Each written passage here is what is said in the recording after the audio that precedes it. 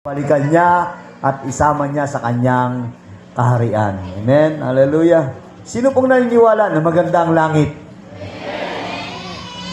Sino pong naniniwala na hindi madali ang pumunta sa langit? Dahil mismo si Jesus ay nagsabi sa kanyang salita, ang pagpasok sa langit ay tulad sa pagpasok sa makipot na pintuan. Amen? Hallelujah. Kaya, oo, magandang langit, pero dapat mong naisin at pilitin, no, na totoo ngang makapasok tayo ron sa langit. Amen? So, ito na rin ang ipapangaral ko ngayon pong gabi. Amen? Hallelujah. Sa aklat po ng Lucas chapter 13, verses 22 to 28. Amen? Luke chapter 13, amen? Verses 22 to 28. Ganito po nakasulat sa magandang balita, Biblia, o mabuting balita, Biblia. Kung inyo nakita, sumunod po kayo sa pagbasa. Luke chapter 13, verses 22. Nagpatuloy si Jesus sa kanyang paglalakbay. Siya nagtuturo sa bawat bayan at nayon na kanyang dinaraanan patungong Jerusalem. May isang nagtanong sa kanya, Ginoo, kakaunti po ba ang maliligtas? Ang tanong sa kanya, Ginoo, kakaunti po ba ang makakapunta sa langit? No? Kakaunti ba ang makakapasok sa langit? No?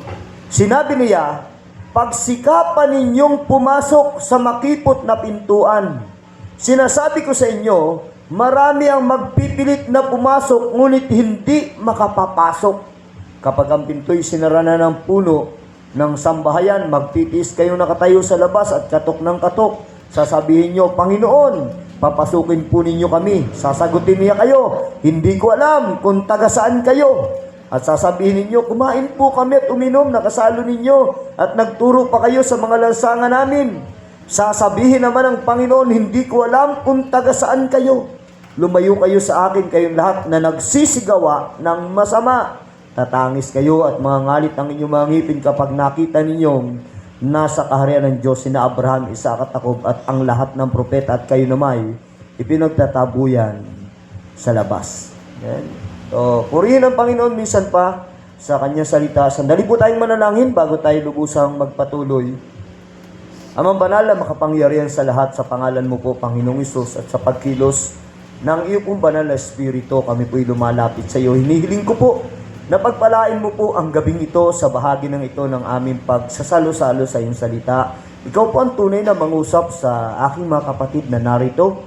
Ikaw po, Diyos, ang maglagay sa amin ng mga katotohanan at mga pagtuturo, mga hamon sa aming buhay na dapat po naming hakbangan. Ituwid mo po kami sa bahagi ng aming buhay na nangangailangan po ng pagtutuwid. O Diyos, tulungan mo po sila sa pakikinig. Tulungan mo rin po ako sa pagbabahagi, Panginoon, sapagat ito ang aking totoong kalagayan. Ang kaya lang ay tumiwala, sumunod, magpagamit sa iyo. Sa iyo lamang po ang papuri, ang pasalamat. Umangking kami ng tagumpay sa pangalan mo, Panginoong Hesus. Amen. Malakas na palakpak po, minsan pa, para sa ating po, Panginoon. Hallelujah. Praise God. Nais ko pong pamagatan ang pangangaral na ito. Kinuha ko po dito sa verse 24. Pagsikapan ninyong pumasok sa makipot na pintuan. Amen? Yung salita ni Jesus. So, nais ko pong pamagatan, make every effort to enter through the narrow door. Amen? Hallelujah. Gumawa tayo ng pagsisikap, amen, na makapasok doon sa makipot na pintuan. Amen? Makikita natin sa bahagi ito ang gusto kong tutukan yung tatlong mahalagang salita na nakasulat dito sa ating teksto na ating dapat bigyang pansin at pagkunan ng mensahe ngayong gabi. Hallelujah. Yung pagsikapang pumasok, yung makipot, at yung pintuan. Kaya una nating titingnan, recognize the door. Kilalanin natin o alamin natin, pahalaga natin yung pintuan. Amen? Ang pintuan po na tinutukoy dito ay wala nang iba kundi si Kristo mismo at ang kanyang kalooban. Yung po ang pintuan dyan na tinutukoy. Amen? Sabi nga ng John chapter 10 verse 9, amen, sinabi ni Jesus, ako ang pintuan. No? Siya yung pintuan. Pag sinabing pintuan, ito'y daanan. At si Jesus na ating Panginoon ang natatanging daan. Amen? John chapter 14, verse 6. Amen? Sinabi ni Jesus, I am the way, the truth, and the life. I am the way. Sabi ni Jesus, ako ang daan. Amen? Walang makaparuroon sa Ama kundi sa pamamagitan ko, sabi ni Jesus. Amen? Kaya nga ang pintuan, ang daan na dapat pasukan o daanan ng tao upang makarating sa langit ay walang iba kundi ang Panginoon. Amen? Narinig nyo ba yung awit kanina? Nasabi ron, ang langit ay magandang tirhan. Amen? Masarap tumira sa langit sapagkat doon wala nang paghihirap, wala nang pagdurusa. Amen? Ano bang hirap ang pinagdadaanan mo dito sa lupa o pinagdaanan mo kung may pagsubok man tayo sa magbuhay na ating pong nararanasan, sulit pagdating doon sa langit. Amen? Hallelujah! Kaya nga kailangan nating pagsikapan, mga kapatid. Hallelujah! Na tayo makapasok sa langit. Amen? Hallelujah! Kung atin po itong uunawain, paano ba ang pagpasok sa pinto o pagdaan sa daan na ito? Ito, mga kapatid, ay ang pagsunod sa kalooban ng Diyos. Pagsunod sa gusto ng Diyos. Amen? Pamumuhay na ayon sa kalooban ng Diyos. No? Yun po yung ibig sabihin ng pumasok ka sa makipot na pintuan. Yun ay way of life o tinatawag din natin mga lifestyle natin dito sa mundo. Yung paglalakbay natin dito sa mundo. No, yung uri ng ating pamumuhay habang narito tayo sa mundo. Yan po yung daan ng buhay. Yan po yung ating pong paraan ng pagpasok sa daan ng buhay. Amen? Hallelujah. Yung pagsunod sa kalooban ng Diyos. Pagtahak sa tamang landas o daan ng buhay. Mga kapatid, napakahalaga po na dapat nating inaalam ang tungkol kay Kristo at sa kanyang kalooban. Amen? Kaya mahalaga po ang nag-aaral ng Biblia. Amen? Mapalad ang taong bumabasa, nakikinig at sumusunod sa mga salita ng Panginoon. Amen? Kaya pag ikaw ay laging nasa church, mapalad ka. Dahil dito sa church, laging napapag-usapan ang salita ng Panginoon. Amen? Hallelujah! Dito inaalam natin ang tungkol sa kalooban ni Kristo. Yeah. Dahil nabasa natin, mahalaga na pag-aralan ang salita ng Diyos. Yeah. Hindi ka mukha noong wala pa tayong church. Hindi ka mukha nung wala pa nag-i-invite sa atin. Hindi katulad ng mga panahong iba ang pinagagagawa natin. Wala tayong muwang sa kalooban ng Diyos. Nabubuhay tayong hungkag ang buhay. Amen. Pero salamat, may pagkakataon na tayong mag-aral ng salita ng Diyos. Amen. Kaya pahalagahan po ang pag-aaral ng salita ng Diyos, mga kapatid. Ang sabi ng Panginoon sa John chapter 5 verse 39, saliksikin ninyo ang mga kasulatan. Sa paniniwalang doon ay mayroon kayong buhay na walang hanggan. At ito ang nagpapatotoo patungkol sa akin. Lalo nating makikilala si Jesus. Amen? Habang pinapag-aralan natin ang kanyang salita. Amen? Mahalaga na kilala po natin ang Panginoon at alam natin kung ano ang kalooban niya. Amen? Sapagat maraming tao ang tumatawag din kay Kristo, subalit hindi naman lubos na nakikilala at kinikilala si Kristo. Amen? Maraming mga tao ang gustong makarating sa langit, subalit ibang pintuan o ibang daan naman ang pinapasukan o dinadaanan. Amen? Pag kami po'y nangangaral sa street preaching, sa labas, sa lansangan, may mga pagkakataon, madalas kong sinasabi, maraming mga tao ang gusto sa langit. Subalit namumuhay naman na ang pinaggagawa ay patungong impyerno. Gusto sa langit, pero ang ginagawa naman, mga gawang papuntang impyerno. Amen. Hallelujah. Alam nyo, ganyan ang marami. Amen. Maraming tao, alam ang langit. Amen. Nauunawaan nila yung patungkol sa langit, pero ibang pintuan o daan naman ang pinapasukan o dinadaanan. Kaya nga dapat, kilala talaga si Jesus. Amen. Dahil kung hindi kilala si Jesus, tatawag lang ng tatawag kay Jesus, pero hindi naman niya susunod sa kalooban ni Jesus. Samantalang napakahalagang magkasama ang pagtawag at ang pagsunod sa kalooban ng Panginoon. Amen. Sinabi ng Biblia sa Mateo 7:21, hindi lahat ng tumatawag ng Panginoon, Panginoon ay papasok sa langit, kundi iyaon lamang sumusunod sa kalooban ng aking amang nasa langit, sabi mismo ni Jesus. Kaya napakahalaga ng pagtawag sa pangalan ni Jesus, pero dapat kalakip ang pagsunod sa kalooban ng Panginoon. Amen, mga batid. Hallelujah. Mahalaga na inaalam natin ang tamang daan. Kailangan natin ng pagtuturo ng Diyos upang huwag tayong magkamali ng daan. Amen. Hallelujah.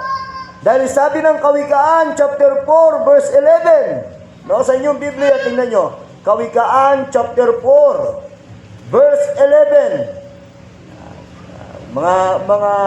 Mga talata yan na siguro matagal mo nang napakinggan. Pero basahin muli ngayon. Kawikaan, chapter 4, verse 11. Dito sa Magandang Balita, Biblia ko, babasahin muli. Ganito po ang pagkakasulat. Amen. Ika'y pinapatnubayan ko sa daan ng kaalaman. Itinuro ko sa iyo ang daan ng katuwiran. Amen. So ito si Jesus. Ito ang kalooban ng Panginoon. Amen. So bakit ba natin kailangan ng pagtuturo ng Diyos? Amen. Patungkol sa tamang daan. Sapagkat merong mga maling daan. Amen? Hindi lahat ng daan ay tama. Amen? Merong mga maling daan, kaya kailangan natin ng pagtuturo ng salita ng Diyos. Sabi ng Kawikaan, chapter 14, verse 12. Amen? Mababasa naman natin sa Kawikaan, chapter 14, verse 12, ang ganitong pagkakasulat. May daang matuwid sa tingin ng tao, ngunit kamatayan ang dulo nito. So makikita natin sa Biblia, mayroong hindi tamang daan. Mga daan na kung titingnan mo, parang okay parang ang ganda. No? Parang uri ng buhay ng tao, lakad ng tao sa mundong ito na kung titingnan mo parang okay, pero ang dulo naman pala ay kapahamakan. Inulit yan sa Kawikaan chapter 16 verse 25. Amen? Kawikaan 16:25. Amen? Ang pagkakasulat, may daang matuwid sa tingin ng tao, ngunit kamatayan ang dulo nito. Alam nyo, pag inuulit-ulit ang salita, lalo na sa Biblia, lubang napakahalaga. Kaya inuulit-ulit na sabihin na may daan na ang dulo'y kapahamakan, sapagkat napakaraming mga tao ang dumadaan sa lugar na ito. Ibinibigay ito upang isang maliwanag na paalala para sa lahat. Amen? Hallelujah. Kailangan talaga inaalam natin ang daan na ating nilalakaran. Bawat tao, alam niyo ang taong matalino, inaalam niya kung tama ba ang kanyang pamumuhay. Yun ang taong matalino. Inaalam niya yung pamamaraan ng kanyang pamumuhay. Tama kaya ang pamumuhay ko? Okay kaya ang pamumuhay ko? Okay kaya ang ating mga plano? Amen? Hallelujah. Dapat inaalam natin ang ating nilalakaran. Amen? So, yung daan na patungo sa kamatayan, dapat nating iwasan. No? Ano ba yung mga daan na yon na duloy kamatayan? Ito mga kapatid, ay ang mga dati po nating uri ng pamumuhay. No? Ito yung masamang uri ng ating pamumuhay, daan na duloy kamatayan. Amen? Nung tayo hindi pa lumalapit sa Diyos, panahon na tayo'y kabilang sa mga pinag-aarian pa ng kadiliman ng ginagawa'y kasalanan, amen, at hindi pa nakakaranas ng katubusan mula sa Panginoon, Yan yung daan na patungo sa kamatayan o kapahamakan. Dati sinungaling tayo. Ngayon, kunti na lang, hindi na. No? Hindi na tayo sinungaling. Amen? Mapang-alipusta. Mapanglait. Alam nyo yung mapanglait? Simpleng salita lang, pero pag ang tao pala'y mapanglait, hindi tatanggapin sa langit ang kanyang kaluluwa pagdating ng panahon. Tapos tayo, noon, nasa daan tayo patungong kapahamakan. Kasi pare-pares tayo nagmumura siguro noon. No? Marami dito ang kagaya ko dati na nagmumura. No? Nanunumpa. Sabi ni si Robilin, nanunumpa, nanlalait. No? Ng mga tao. Iniisip ng iba, simple lang yun. Pero daan yun na ang dulo ay kapahamakan. Amen? Dati tayong sakim, parang si Sakeo. Amen? Alam mo yung sakim, ang tinutukoy niya, yung mga mahilig magsugal. Yung mga nagnanais na hindi niya pera, makuha niya. Amen? Ang tawag doon ay sakim. Di ba pag hindi iyo, gusto mong makuha, sakim yun. Tingnan niyo yung magsusugal. Nung nagtutungit pa ako, no? Nung nagpupusoy pa ako, nagkakarakrus, at marami pang sugal na aking pong ginagawa dati, wala akong ibang isip noon kundi makuha ang pera nung kalaban ko. No? Yun ang pagsusugal. Kaya ganyan din yung marami adik sa wedding. Salamat, hindi na tayo ganun. Amen. Inalis na tayo ng Diyos doon sa daan na patungo sa kapahamakan. Amen. Hallelujah. Hindi na tayo tumataya sa luto. No, hindi ka na nakikipagpustahan sa bilyar. Hindi ka na nakikipagpustahan sa basketball. Hallelujah. Amen. Dahil hindi na tayo sakin. Amen. Dati, nasa daan tayo patungong kapahamakan dahil tayo maglalasing. Oh, sino ditong kagaya ko dati, maglalasing? Amen. Hallelujah. Hindi lang basta nainom. Kunti-kunti lang. Kunti-container. Amen. Hallelujah. Maraming ero sa buhay. Ang mga bagay na yan, laban yan sa Diyos. Daan yan na patungo sa kapahamakan. Amen. Mayayabang. Nabasa niyo ba sa Bible na ang mayayabang kinagagalitan ng Diyos?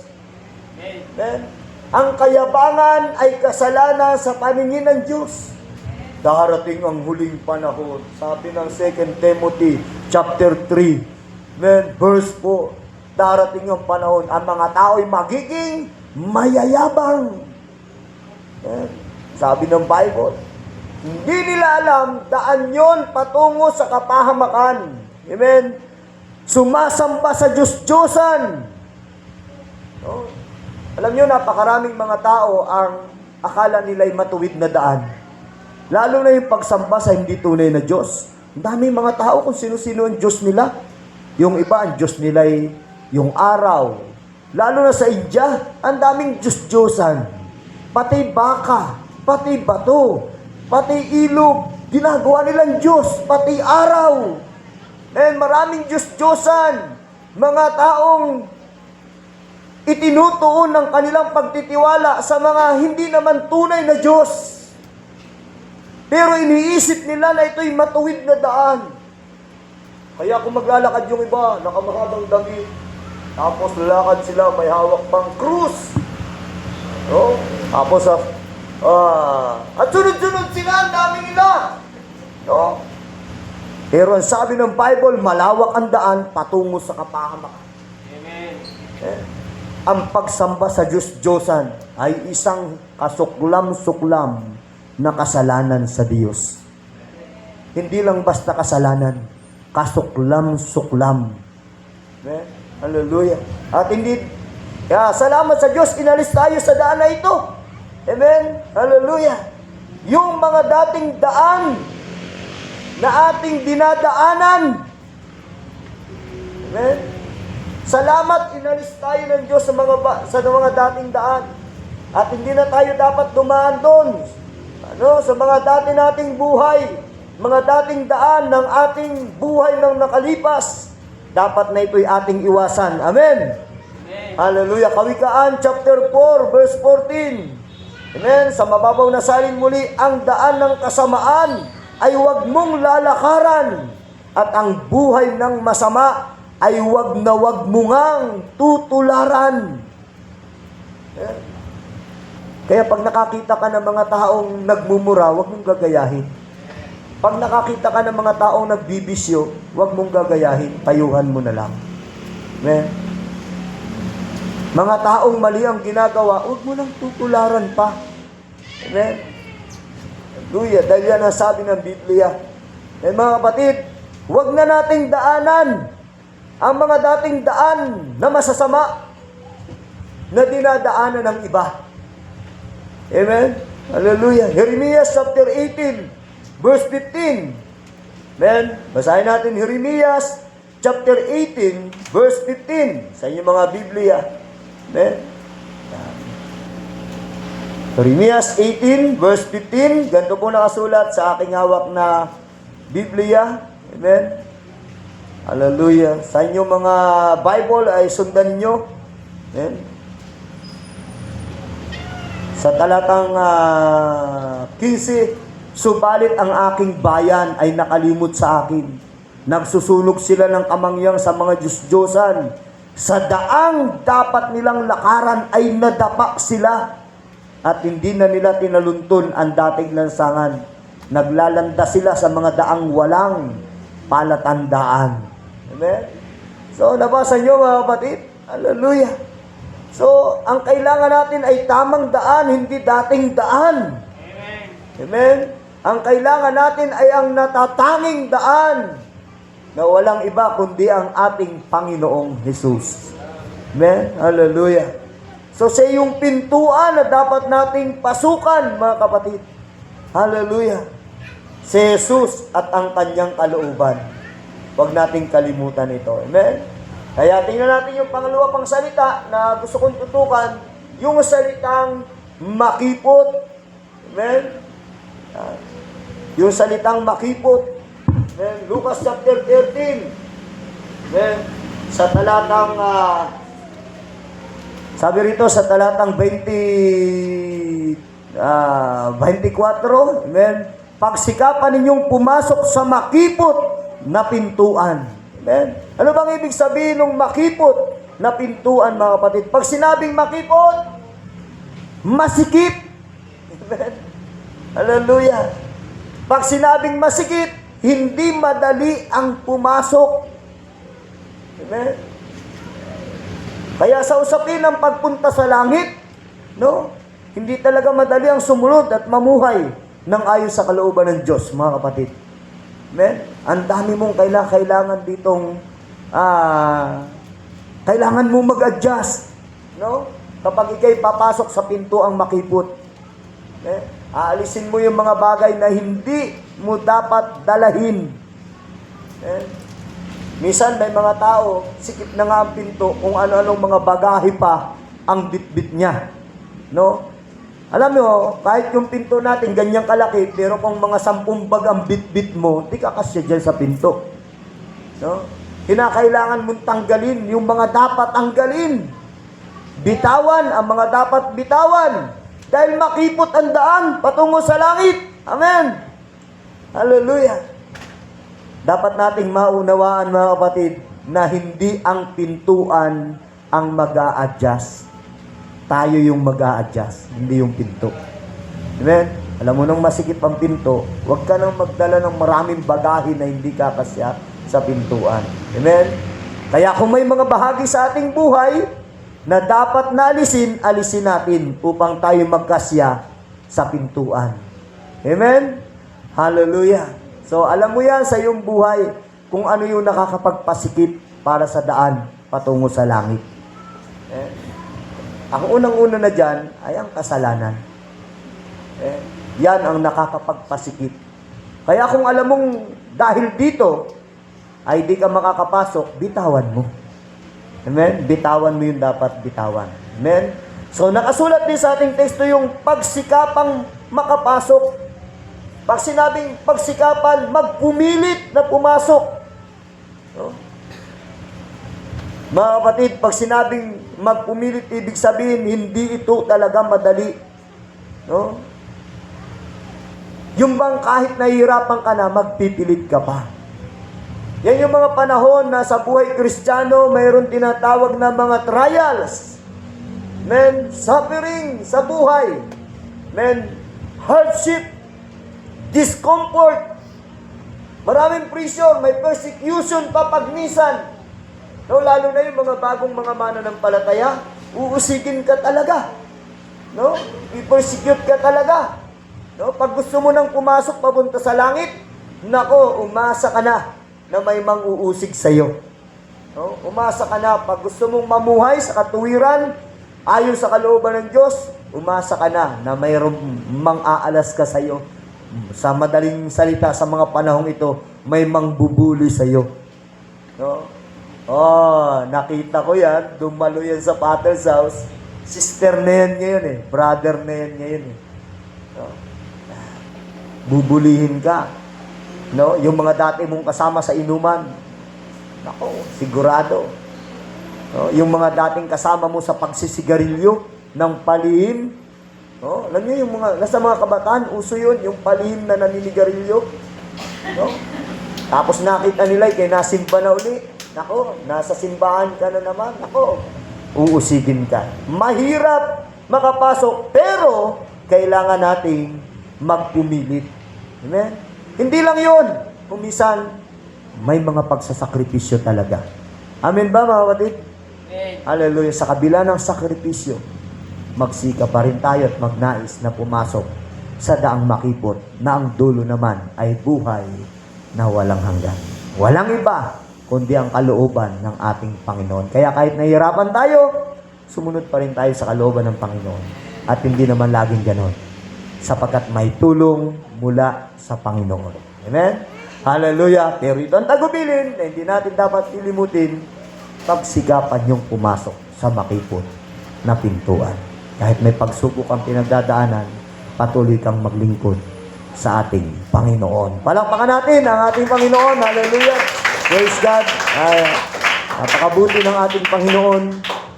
Yuko po natin ang ating mga ulo, walang tumitingin sa paligid. Bawat isa ay nagbubulay-bulay sa mensaheng ating napakinggan. Amen. Hindi madali ang pumunta o makapasok sa pintuan. Pero ang mabuting balita, may pintuan. Amen. At ang pintuang ito'y si Jesus. Ang totoong kailangan ng tao ay si Jesus. Kaya ako'y magbabakasakali sa amin po mga bisita, first timer, nakarating ngayong gabi. Amen. Kung hindi mo pa nagagawa na sa buhay mo ay sampalatayanan mo si Jesus, kung hindi mo pa nagagawa na ilapit ang buhay mo sa Panginoon, ito na ang pagkakataon. Amen.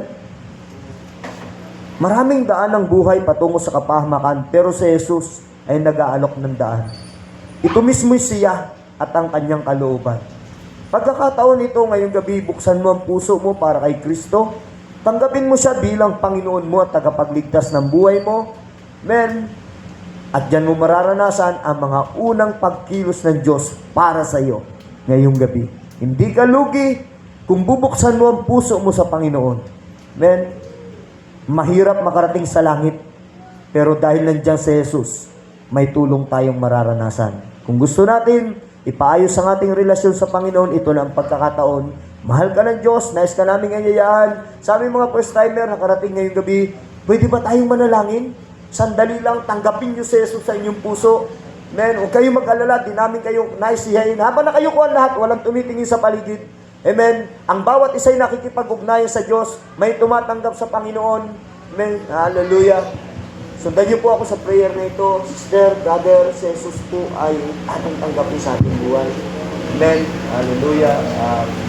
Hindi natin kahit nagkamali sa Diyos, kailangan natin mapapawala. So, kayo po ako sa video, kahit may naginig, Panginoong Jesus. Narito po ako sa iyong harapan. Inaamin ko po ako'y makasalanan. Humihingi po ako ng kapatawaran sa lahat-lahat po ng nakawakit yung kasalanan. Mula noon, hanggang ngayon. Binubuksan ko po ang aking puso. Inaanayaan ko kita na pumasok at pagarian mo po ang buong buhay. Mula po ngayon, ikaw na po ang aking Panginoon at sarili kong tagapagligtas. Sumasampalataya ako sa iyo na ikaw po'y namatay para sa kabayaran ng aking mga kasalanan. Tulungan mo po ako kung makapagulay po ako ng naayos sa mga kaluluwa. Kailangan kita, Panginoon. Ito po ang aking binigay sa pangalan mo, Panginoon Jesus. Yan po, Sister, Brother, nag-religion ang aking binigay sa inyo napakain. So, Jesus. At dahil sa Jesus ay nasa inyong puso, at tayo nang naranasan namin, mas kami, kinikilos kami dito. Yun po yung parang natin naranasan. No? At bilang tinanggap ni Jesus, napakalabuting bagay. Sabi ng Bible, ang tumatanggap kay Jesus, pinagkakaluto niya ng karapatan ng anak. Ang tao, hindi talaga ng Diyos. Ang anak lang ng Diyos. Pero sa Bible, nakasulat, John 1:1, John 1:2, tatagwal ang lahat ng sa kanya ng sinabi ng karapatan. Kung baga kaagad-agad ng tayo, magbukas ng tayo, makasalanan tayo, agad-agad sa akin ng Bible, hindi ng tao nagpapahal ng kasalanan sa Diyos ang mga sa Diyos ang binibigyan ng kasalanan. Kaya, nagtalo. Ang Bible ay nagsasabi, mapalad ang tao. Magpapagpalad ko. Kaya makabalik kayo sa inyong upuan. Habang lumalapit ang mga manunugtog, hallelujah, bawat isa ay may personal na pag-analisa sa kanyang buhay. Kasabay nito, binubuksan ko ang altar. Amen. Sa ilang sandali lang, amen, ilang saglit ay magkaroon ka ng pakikipagkubinan sa Diyos. Amen. Nakikita mo na mayroong mga pagkakataon na nalilisad tayo ng daan. Alam mo na may sandali ng buhay mo na may iba kang dinaanan, pero ngayon gusto mong ipaayos siya sa Diyos. Amen. Lapit ka sa Panginoon. At kung alam mo naman, nasa tamang landas ka ng iyong buhay, hingin mo sa Diyos na ikay kanyang gabayan, makapanatili ka sa kanyang kalooban. Ano yung conviction na yung nararamdaman? Bukas ang altar, mga kapatid, sa ilang sandali, amen, ay pwede nating personal na kausapin ng ating Panginoon. Ulitin ko, kung ang conviction na yung naramdaman, alam mong nagkamali ka ng mga landas na iyong tinatahak, amen, at nakikita mo na maaari kang mapahamak, ito ang pagkakataon. Sabihin mo sa Diyos, Lord, patawarin mo ako sa mga pagkakataon. Ibang landas ng buhay ang aking pinili. At kung alam mo naman na nasa tamang landas ka ng buhay, ginagawa mo ang kalooban ng Diyos, ang hingin mo sa Diyos ngayong gabi, sabihin mo sa Panginoon, Lord, nais ko po ng gabay mo. Panatilihin mo ako sa kalooban mo, Panginoon. Hallelujah, kailangan ko ng tulong mo. Ano man ang konbiksyon na yung nararamdaman ngayong gabi, malaya kang makalapit sa unahan. Ang altar na ito, ang lugar na ito ay isang ordinaryong lugar, pero dahil ito'y binubuksan sa pangalan ni Jesus, yan ay nagiging makapangyarihan. Amen. Diyan ka pwedeng katagpuin ng Diyos. Ang iyong altar na itinatayo ngayong gabi ay may pagkilos na gagawin ng Diyos sa buhay mo. Kausapin mo ang Panginoon sa ilang sandali. Hallelujah. Humingi ka ng tulong kung tulong ang kailangan mo. Humingi ka ng pagtuwid kung pagtutuwid ang kailangan mo. Hallelujah. Kailangan natin si Jesus sa iyong ating matibay na sandigan. Amen. Hallelujah. Awitin natin ito. Hallelujah. Kung tapos ka na, isa ilang saglit na ipahayag mo sa Diyos ang laman ng iyong puso, maaari kang tumayo. Tumayo tayong lahat, mga kapatid, at atin po sama-samang awitan ng Panginoon minsan pa ng awitin ito.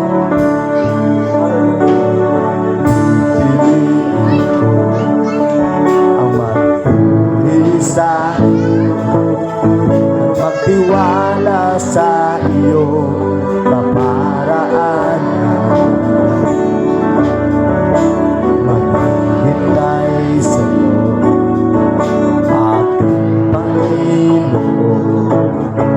Kailan may hindi ako mapabayaan, higit sa sitwasyon at suliran, ang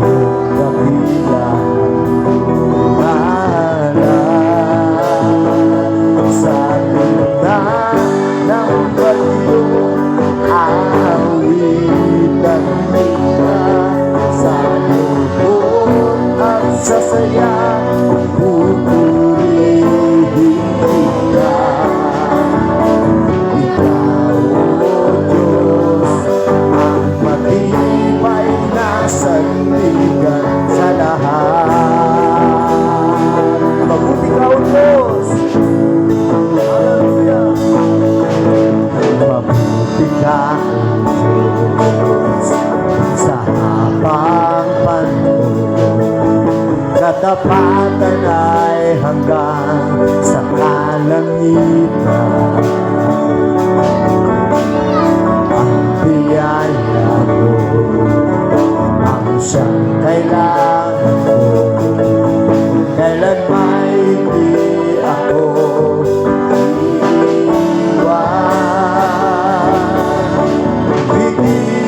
sa sitwasyon at suliranin ang iyong dakilangan. Sa gitna ng bagyo, aawitan kita. Sa lungkot at sa saya, pupurihin kita.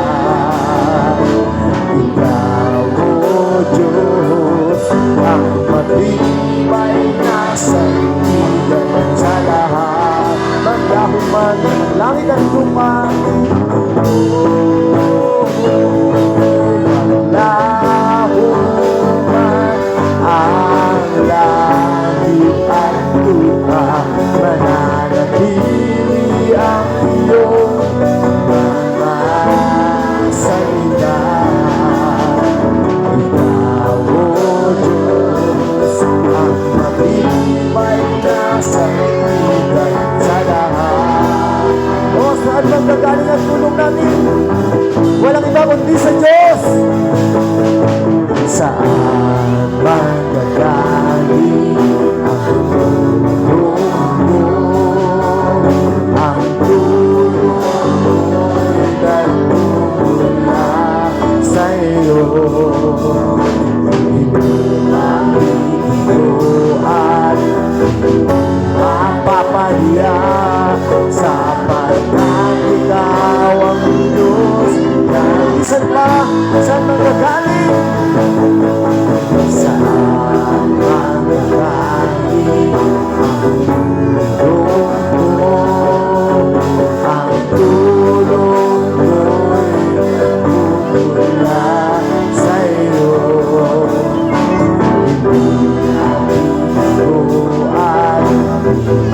Mapapahiya sapagkat ikaw ang Diyos na tapat.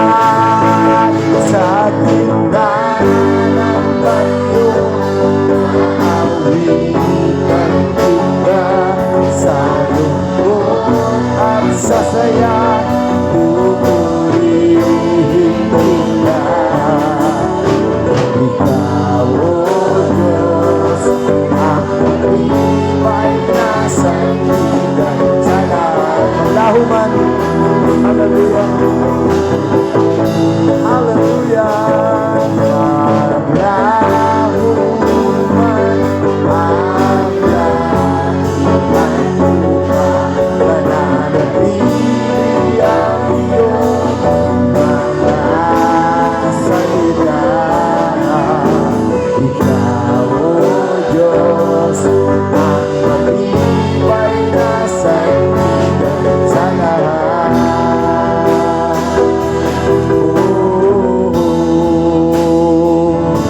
Sa lahat.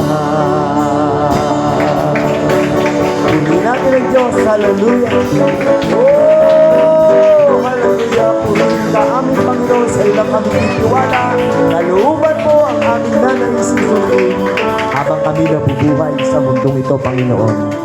Hallelujah. Tayo manalangin na mabanal na makapangyarihan sa pangalan mo, Panginoong Hesus. Salamat po ngayong gabi na kami po'y naging bahagi ng pagsambang ito, Panginoon. O Diyos, ang hindi ko po nagawa, ang hindi ko nasabi, ikaw na po ang magpuno sa buhay ng aking mga kapatid. Tulad ng lagi kong iniling, pumarito sila na may inaasahan, umuwi sila mamaya, may ginawa ka sa kanila pong buhay. Tulungan mo kami, kaming lahat, makapanatili sa iyo pong kalooban. Ingatan mo sila, ito pong aking dalangin, pagpalain mo lahat sa pangalan ni Jesus.